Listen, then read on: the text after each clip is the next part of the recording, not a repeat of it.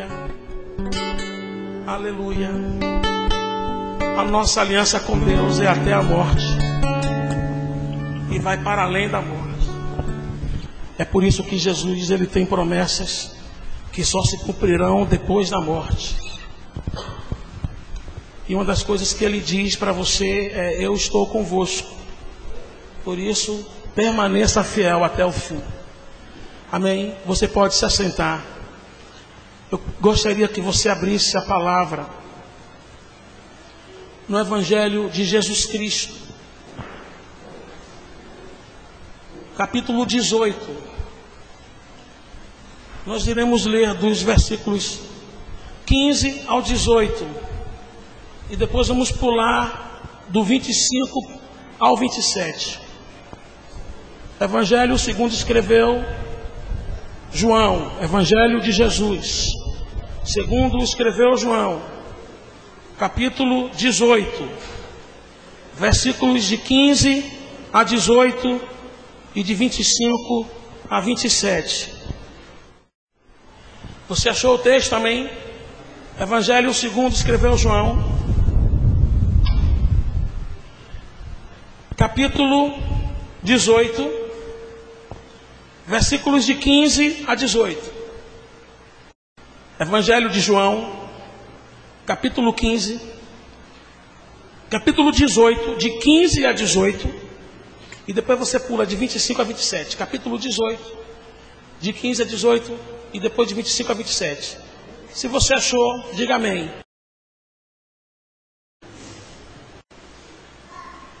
Simão Pedro e outro discípulo seguiam a Jesus. Sendo esse discípulo conhecido do sumo sacerdote, entrou para o pátio deste com Jesus. Pedro, porém, ficou de fora, junto à porta. Saindo, pois, o outro discípulo, que era conhecido do sumo sacerdote, falou com a encarregada da porta e levou a Pedro para dentro. Então uma criada encarregada da porta perguntou a Pedro: não és tu também um dos discípulos desse homem? Não sou, respondeu ele. Ora, os servos e os guardas estavam ali, tendo acendido um braseiro por causa do frio, e aquentavam-se. Pedro estava no meio deles, aquentando-se também. Você vai agora para o versículo 25. Lá estava Simão Pedro, aquentando-se. Perguntaram-lhe, pois: és tu, porventura, um dos discípulos dele? Ele negou e disse: não sou. Um dos servos do sumo sacerdote,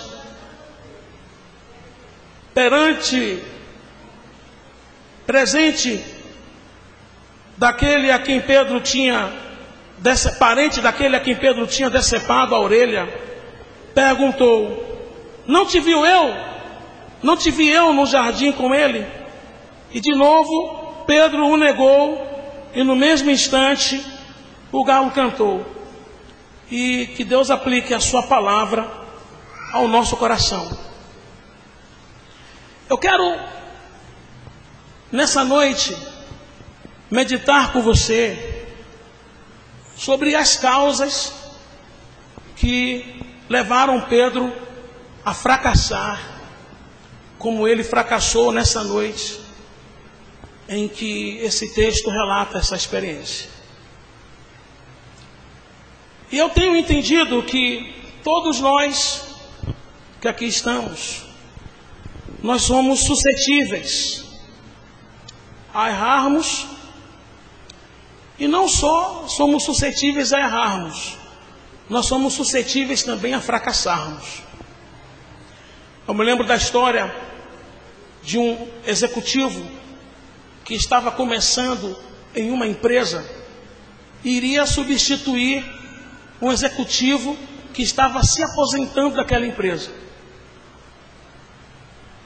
Aí ele chegou para aquele executivo a quem ele estava tomando o lugar, e ele queria saber o caminho das pedras. o atalho para o sucesso. Aí ele perguntou assim: como eu posso fazer para me tornar um executivo de sucesso nessa empresa? Aí o executivo idoso disse assim: tomando decisões acertadas. Mas como é que eu vou tomar decisões acertadas? Aí o executivo sábio e idoso disse: tomando decisões erradas. Então eu entendo que nós, a qualquer momento na nossa vida,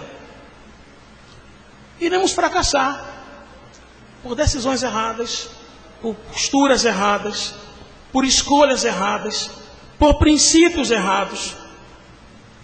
E eu acredito piamente que o fracasso, ele é um dos maiores professores que nós temos nesta vida. E que este professor, mais cedo ou mais tarde, irá nos matricular na sua escola. Por quê, pastor?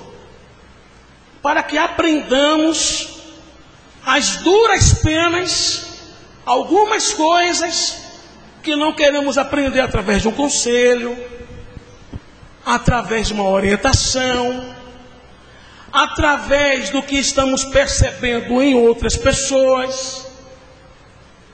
Porque a grande verdade é que tem coisas que eu e você só aprendemos e só iremos aprender padecendo. É incrível como nós somos assim. Então, nessa noite, eu quero ministrar sobre as causas que levaram Pedro a experimentar a pior derrota da vida dele. Porque se você pensa que o pior fracasso de Pedro foi ele não ter conseguido andar sobre as águas, você está redondamente enganado. E eu tenho um pensamento, eu faço disso não uma regra, mas eu entendo que também existe aplicação para isso que eu vou falar, que nenhum fracasso, ele é fruto do acaso. Nesse caso específico do apóstolo Pedro, o fracasso que ele obteve em negar a Jesus 3 vezes, e logo em seguida, a 3ª vez, ele ter ouvido o galo cantar, e não foi o CRB que cantou, foi o galo lá de Jerusalém, que canta, e Pedro se lembra da exortação de Cristo: Pedro, tu me negarás hoje 3 vezes, antes que o galo cante. Irmãos, eu paro para pensar naquele texto, porque quando Pedro nega, o Evangelho de João não relata isso, mas os outros evangelhos sinóticos, eles relatam que quando Pedro negou pela 3ª vez, Jesus olha para Pedro. E eu paro para pensar no olhar de tristeza que Jesus olhou para Pedro. E é depois desse olhar que Pedro se lembra das palavras de Jesus, e que a Bíblia diz que ele chora. Como é que ele chora? Amargamente. E eu, toda vez que leio esse texto, eu digo para mim mesmo: Senhor, eu nunca vou querer receber um olhar seu dessa forma, de decepção, de frustração. Então, eu pesquisando e lendo, estudando sobre isso, eu tiro aqui 3 causas que levaram Pedro a culminar com essa noite fatídica. E essas causas, e esses princípios que eu vou falar aqui, foram princípios que Pedro viveu naquela mesma noite. Eu não vou pegar a vida de Pedro com Jesus desde o início, mas o que ele fez naquela mesma noite, em que Jesus Cristo se reúne para participar da ceia, e depois vai para o Getsemane orar e acaba preso. Então a primeira causa do fracasso de Pedro foi ele não ter dado ouvidos a uma ordem explícita de Jesus Cristo. Lá em Lucas, o capítulo 22, versículo 35 a 38, está a narrativa da advertência que Jesus estava dando aos seus discípulos acerca do que ele queria que os seus discípulos fizessem naquele momento. Então o texto diz assim: a seguir, Jesus lhes perguntou: quando eu vos mandei sem bolsa, sem alforge e sem sandálias, faltou-vos alguma coisa? Nada, disseram os discípulos. Então lhes disse: agora, porém, quem tem bolsa, tome-a, como também o alforge, e o que não tem espada, venda a sua capa e compre uma, pois vos digo que se cumpre em mim o que está escrito. Ele foi contado entre os malfeitores, porque o que a mim se refere está sendo cumprido, disse Jesus. Então lhes disseram: Senhor, eis aqui 2 espadas. Respondeu-lhe Jesus: basta. O que Jesus está fazendo aqui?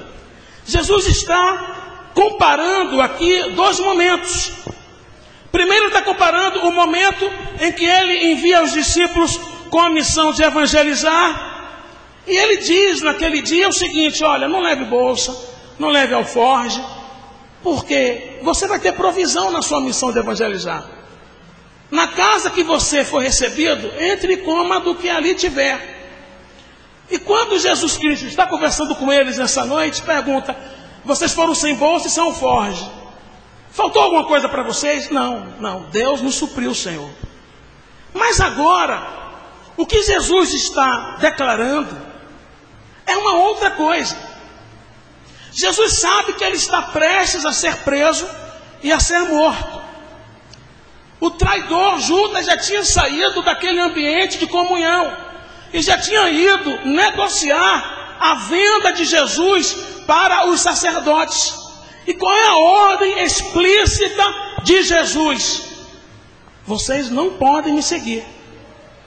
Vocês precisam fugir. Não me sigam para onde eu vou. Corram. Está aqui no texto. É uma ordem muito clara. E eu entendo que Pedro, ele era para ter fugido quando os soldados foram prender ao Senhor Jesus. Essa foi a ordem que ele, Jesus Cristo, fez. Mas o que é que está escrito em João 18, versículo 15? João 18, 15 diz que Pedro e outro discípulo, cujo nome não é revelado por João, mas que muitos entendem se referir a Nicodemos, que já o seguia nesse momento, tanto que quando Jesus Cristo morre, é Nicodemos que vai pedir o corpo de Jesus para José de Arimateia ir fazer o sepultamento. A Bíblia diz que Pedro o seguia. Aí eu paro para pensar numa coisa: que por melhor que seja a sua intenção, que por mais racional que seja aquilo que você está pretendendo fazer, se você é uma pessoa que de fato procura saber qual é a direção que Deus está te dando para aquilo que você quer fazer, e você ouve uma direção que está opostamente inversa ao que você deseja fazer, por mais que a direção de Deus oposta ao que você deseja fazer seja humanamente falando louca, não há, irmãos, não há nada de admirável no comportamento de quem quer que seja de fazer justamente o contrário daquilo que Deus já disse que queria que você fizesse. Porque Pedro está aqui na base, sabe do quê? Da sua prepotência. Porque Jesus tinha dito para Pedro: Pedro, você me negará. Ele: de maneira nenhuma eu vou negar o Senhor. Eu vou contigo até o fim. Está lembrado desse diálogo entre Pedro e Jesus? Quando tem coisas, irmãos, que a hombridade está em fazer o que Deus está mandando você fazer. Por que eu digo isso? Porque ignorar uma ordem da palavra de Deus é se expor à tentação, ao fracasso, e é se expor também àquilo que a Bíblia chama de tentar a Deus. Se você é alguém que é consagrado a Deus a ponto de dizer: Senhor, eu posso fazer isso. E se você acha que ainda é para os dias de hoje procurar saber a direção de Deus, e você está certo, porque Deus ele quer guiar os nossos passos cotidianamente falando. E se Deus diz: filho, eu não quero que você faça isso, e você vai e faz, você está dando o primeiro passo rumo a um fracasso. Observe o que é que o Salmo 107, versículo de 10 a 12 diz. Diz assim: os que se assentaram nas trevas e nas sombras da morte, presos em aflição e em ferros, por se terem rebelado contra a palavra de Deus e haverem desprezado o conselho do Altíssimo, de modo que lhes abateu o coração, como com trabalhos caíram, e não houve quem os socorresse. Por que esse povo, de acordo com o Salmo 107, de 10 a 12, está aprisionado em trevas, em cadeias de ferro? Por que eles estão abatidos? Por que eles estão caídos? E por que eles não conseguem se erguer?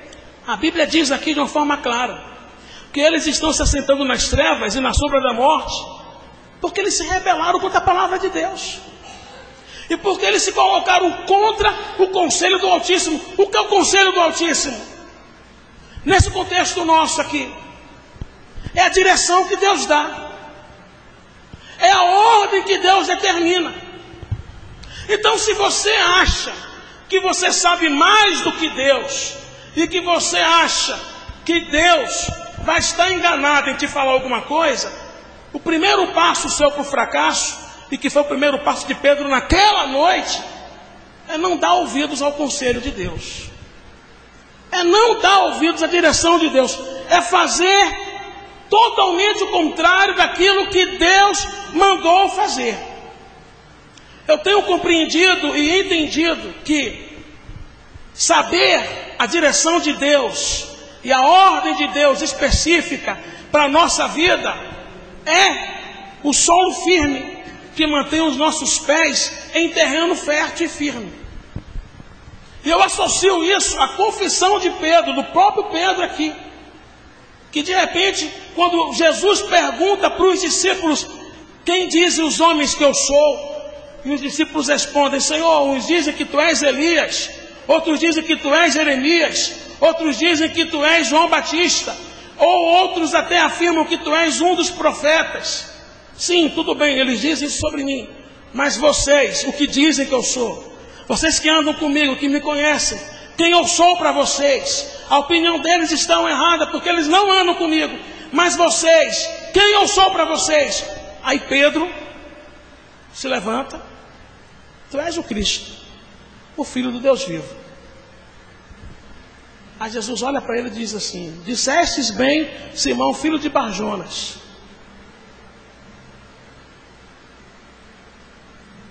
Porque não foi a carne nem o sangue que revelou a você, mas o meu Pai que estás nos céus. Tu és Pedro, e sobre esta pedra eu edificarei a minha igreja. E sobre o que Jesus está falando nesse trocadilho de palavras? Está falando também sobre revelação de Deus que nos sustenta, que nos dá a direção e a firmeza do que fazer, mesmo quando as coisas não estão bem, e também sobre a questão da edificação pela qual a igreja dele seria, que era da confissão de quem ele era. Então preste bem atenção numa coisa: se eu tenho uma palavra de Deus para mim, para me dirigir e para me guiar, meu irmão, não importa o que os outros vão pensar de mim, eu vou seguir aquela direção que Deus está me dando. Eu um dia ignorei isso. Eu fui visitar uma pessoa que não era para ter visitado. E antes de ir visitar, eu senti no meu coração uma tristeza. E eu ignorei aquela tristeza e eu fui. Quando eu cheguei lá, essa pessoa estava para sair de casa. Ela tinha largado a mulher, os filhos e estava com a mala pronta. Eu fui persuadi-lo a que ele não fizesse isso. E eu fui da minha casa para a casa dessa pessoa andando, e meu coração amargurado, triste. O resumo da ópera foi o seguinte: aquele camarada me pôs para fora da casa dele, na maior ignorância, e quase me agride. Depois daquele dia eu entendi. Eu disse: eu não vou nunca mais ignorar o sinal de Deus. Quando Deus disser para mim, para eu não fazer, não importa o que a igreja vai pensar de mim, eu não vou fazer. Se eu for visitar e eu sentir de Deus para não visitar, eu não vou. Ah, tive doente, o pastor não veio me visitar. Procure saber de Deus por quê. Eu não vou. Porque é isso, irmão. Quando você quer fazer o que você acha que é correto, mesmo sabendo que Deus está te direcionando a outra coisa, você vai se dar mal. E Pedro começou a se dar mal aqui. E aí você continua lendo a história de Pedro naquela noite, e você percebe que há uma segunda causa para ele ter fracassado. Qual foi, pastor? Foi não ter vigiado em oração. Preste bem atenção.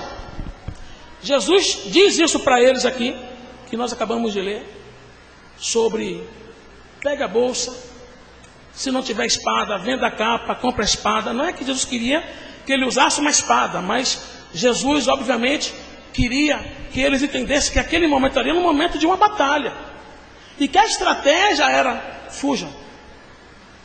Mas antes de acontecer a situação, Jesus disse assim: a minha alma está abatida, vamos orar. E o que é que Jesus Cristo faz? Ele chama a Pedro, ele chama a Tiago e ele chama a João. E quando na Bíblia existem essa ordem para falar dos discípulos, Pedro, Tiago e João, e você vai ver que toda vez que fala dos discípulos, eles separam em grupo de 4. E começa com Pedro, Tiago e João, porque era o grupo que liderava os demais discípulos. E Pedro, Tiago e João tornaram-se os líderes da igreja, juntamente com Tiago, o meio-irmão de Jesus, que se converteu quando Jesus Cristo ressuscitou. Então quem é que Jesus Cristo chama para orar? Pedro, Tiago e João. Ele chama os 3. Mateus 26, de 38 a 41, diz assim: então lhes disse: a minha alma está profundamente triste, até a morte. Ficai aqui e vigiai comigo.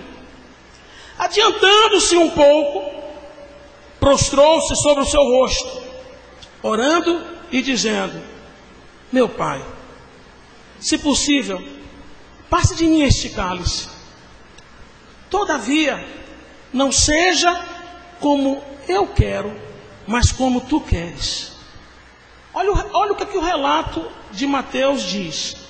E voltando para os seus discípulos, achou-os dormindo. E se você está com a Bíblia aberta nesse texto, você vai ver a quem é dirigida a repreensão que Jesus Cristo dá. Ele acha os 3 dormindo, mas ele repreende quem? Ele, olhando para Pedro, disse: Pedro,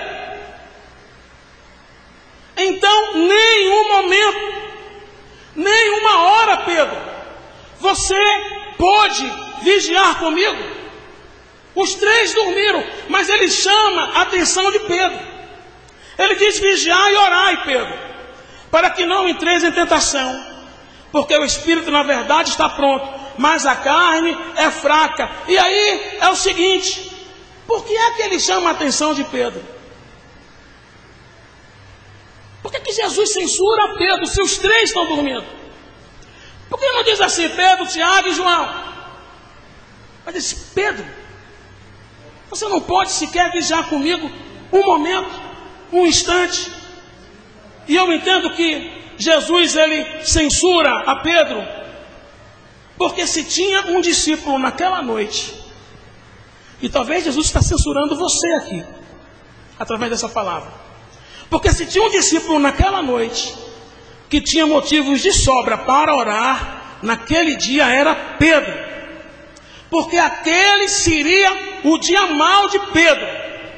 Quando você vai para Lucas 22, Pedro é chamado por Jesus e diz assim: Pedro, Satanás, ele rogou a Deus para peneirar você como trigo. Mas eu, Pedro, roguei ao Pai para que fortalecesse você. Então, quando te converteres, fortaleça e encoraja os seus irmãos. Pedro estava avisado de que aquela noite para ele ia ser uma noite terrível. Pedro estava avisado de antemão por Jesus que o diabo tinha pedido a Deus a permissão para peneirar Pedro como se peneira trigo. Como é que se peneira trigo? Coloca o trigo numa grande peneira, vai cessando, jogando para cima, cessando, jogando para cima, e o vento soprando a palha, soprando o que não presta. Aí, o que significa isso? Satanás ia tentar Pedro de toda forma para que ele fracassasse, para que ele se desestabilizasse. Pedro estava ciente disso. Qual era a obrigação de Pedro? Era fazer o quê? Orar. Interessante que a gente sabe qual era a obrigação de Pedro, mas a gente não sabe que essa também é a nossa obrigação. A Bíblia diz que o dia mau é o dia da angústia, é o dia da perseguição, é o dia da vergonha, é o dia do ataque do diabo. E esse dia pode não ser um dia, pode ser um período, pode ser um tempo, pode ser, um tempo até longo. Mas fala dia porque todo dia tem início, meio e fim. Nenhuma tribulação e provação é para sempre. Toda tribulação e provação tem um começo, mas também tem um fim.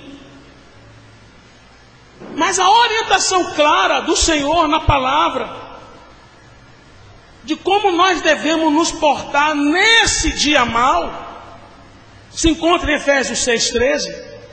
O Senhor Deus diz assim: portanto, tomai toda a armadura de Deus, para que possais resistir no dia mau, e depois de ter desvencido tudo, permanecer inabalável. Irmão, uma pessoa, um crente, uma igreja que está passando pelo dia mau e ignora a oração, ou faz pouco caso dela, ou não renuncia algumas horas de sono para orar, essa pessoa, esse crente, essa igreja está a um passo do abismo.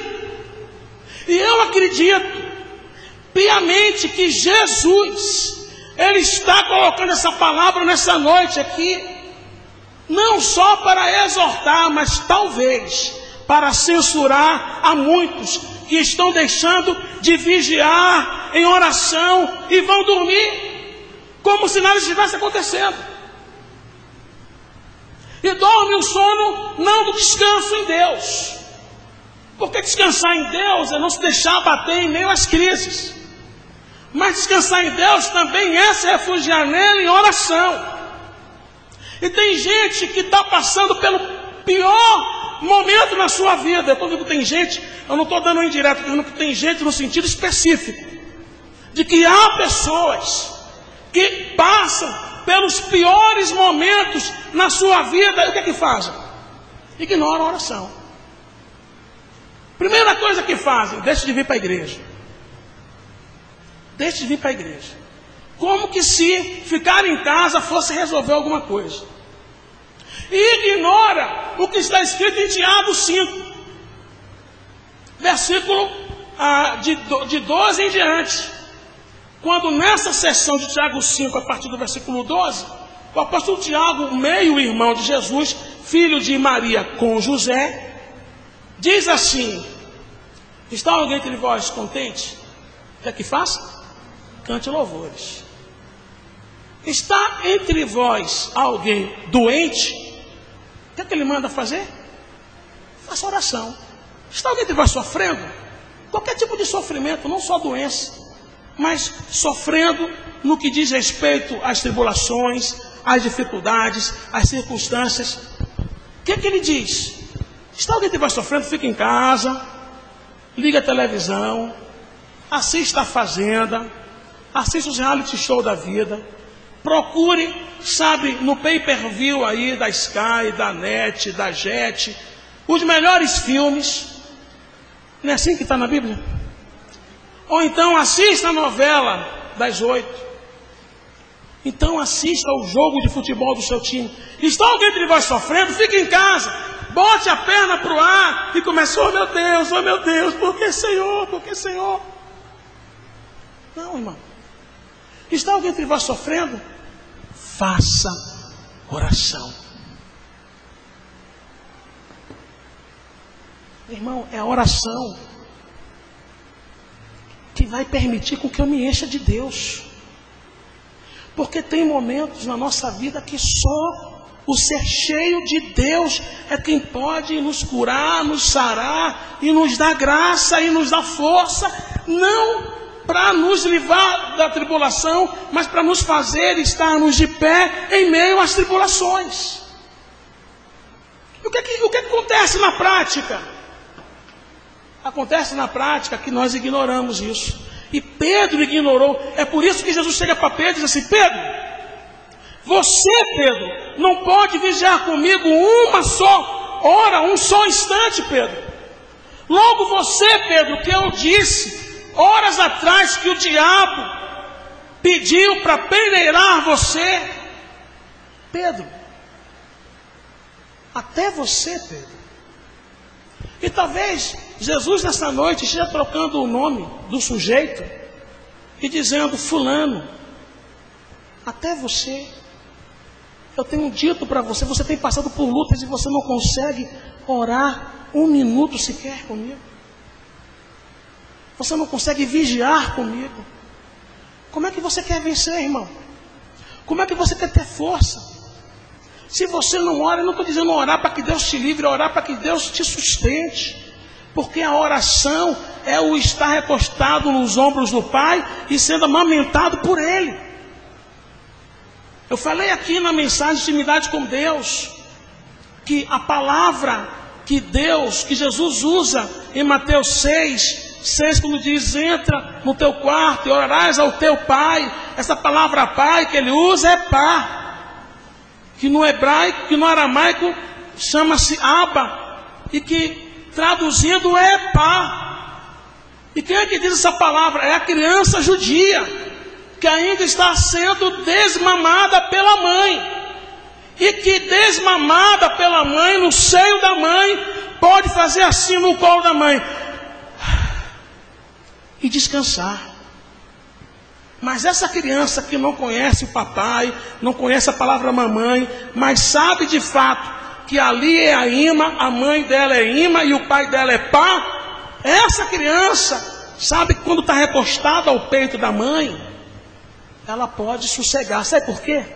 Está comprovado pela ciência que as primeiras coisas que uma criança reconhece é o pulsar do coração da mãe, porque ela no ventre ela ouve o coração da mãe: pá, pá, pá.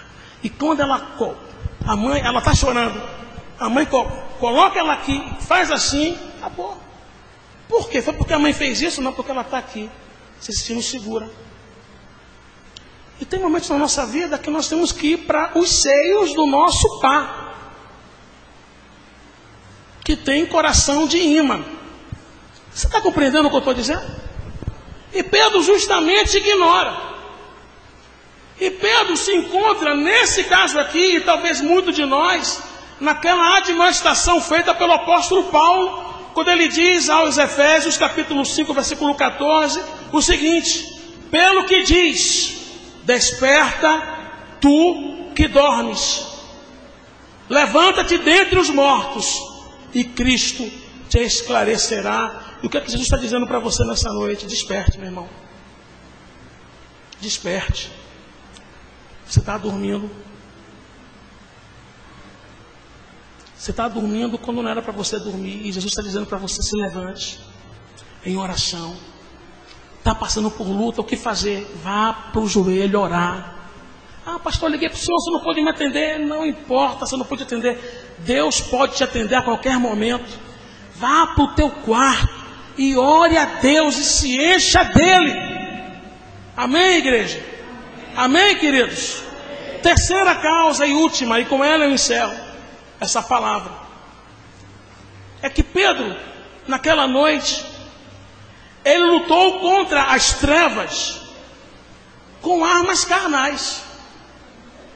Então, primeiro, Pedro ignora a palavra de Deus. Segundo, ignora a oração. E agora Pedro está numa luta espiritual usando armas da carne. Lá em João, capítulo 13, versículos 36 a 38, relata o diálogo em que Jesus diz que irá para um lugar aonde os discípulos não poderiam ir. E nesse diálogo, Pedro diz: por ti eu darei a própria vida. E em que se baseava a confiança de Pedro para dizer isso? Por ti darei a minha própria vida.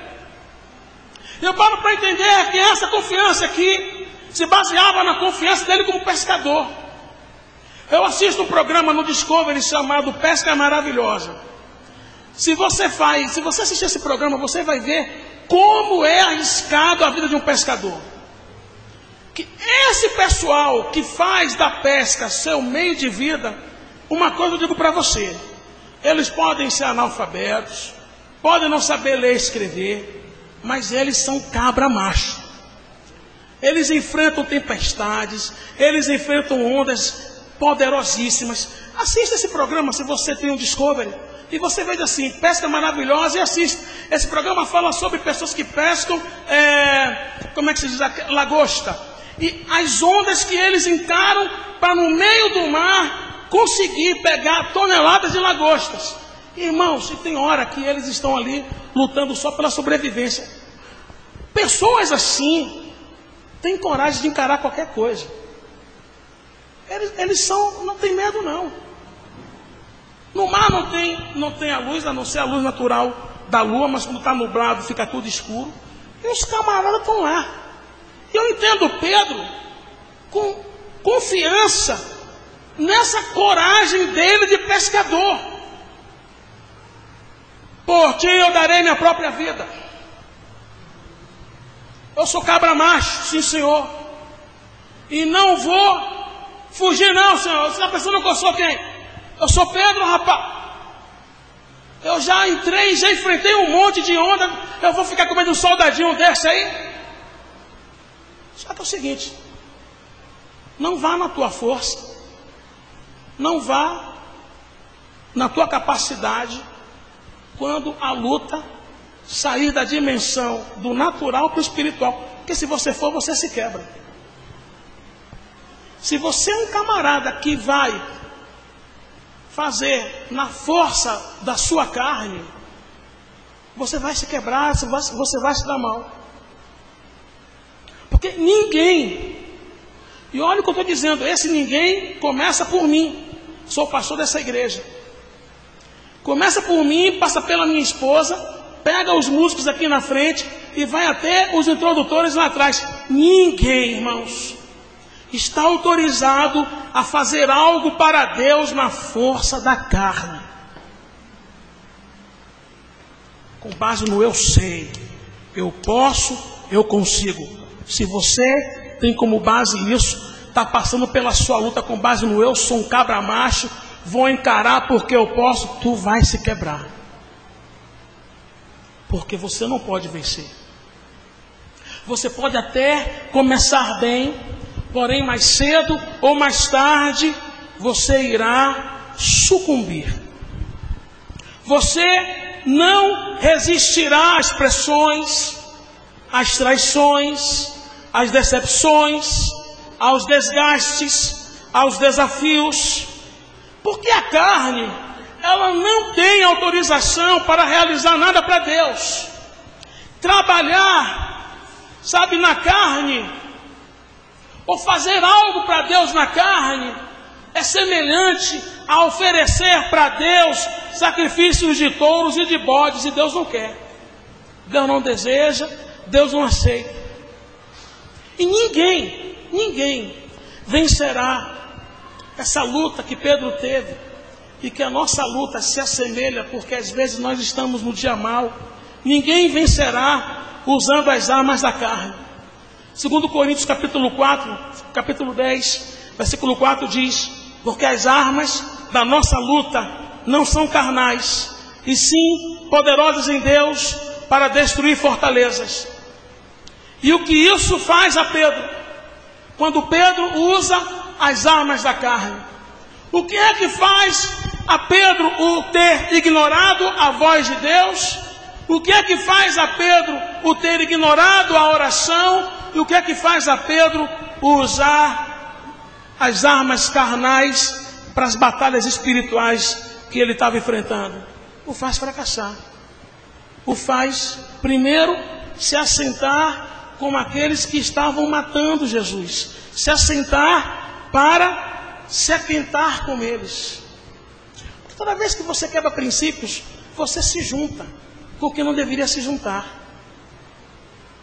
A Bíblia diz que quando Pedro entra ali no pátio do sumo sacerdote, ele se junta com aqueles que mais tarde iriam matar o seu Senhor. Ele está ali se aquentando normalmente.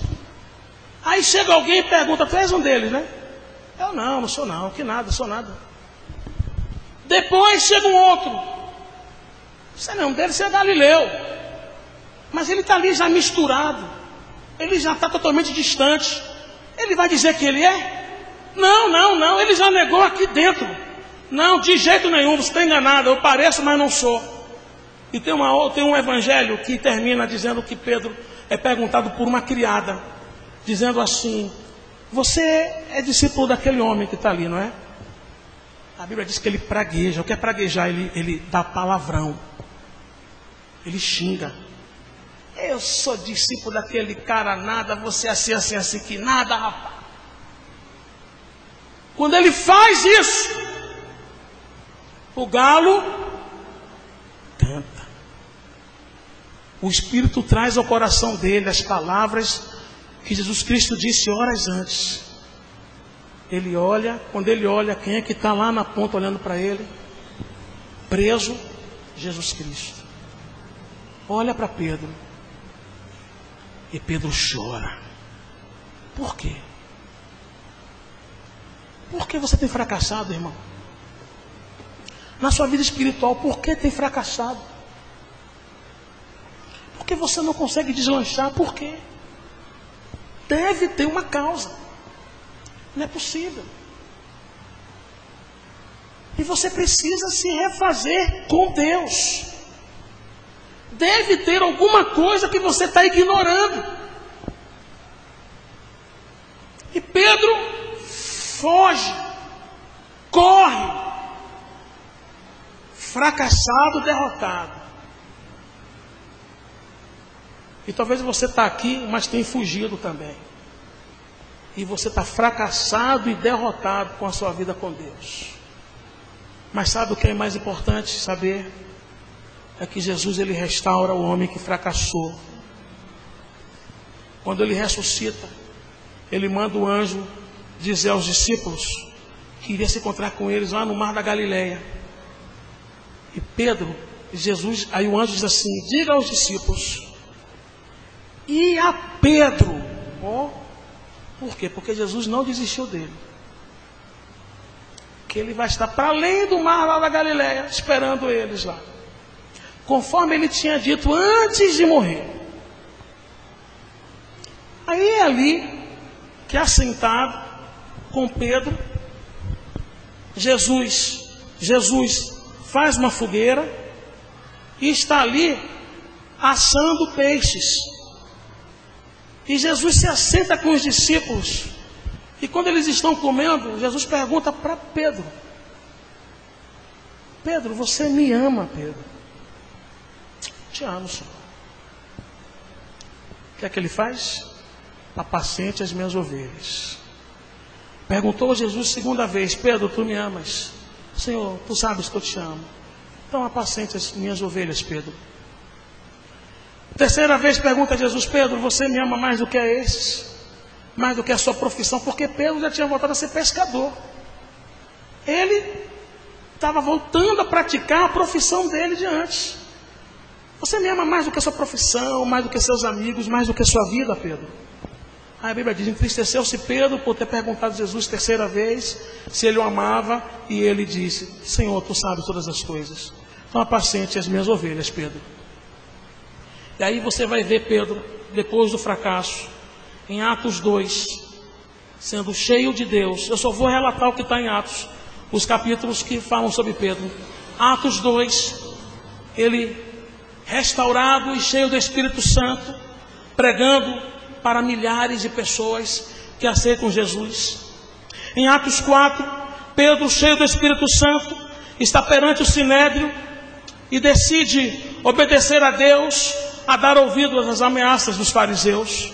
Em Atos 5, ele está preso, apanha por amor a Jesus e se regozija por não se achar digno de sofrer por causa de Jesus. Em Atos capítulo 12, Pedro está por ordem de Herodes, que queria matá-lo para agradar aos judeus, e mesmo sob ameaça de morte, Pedro encontra-se dormindo entre os soldados, porque a sua confiança agora estava no Senhor e não em si mesmo. Se você busca a Deus, ouve a Deus, se você ora a Deus, se você usa as armas de Deus, no momento da dificuldade, você vai estar assim, que nem Pedro, uma bênção nas mãos de Deus e fortalecido na força e no poder do Senhor.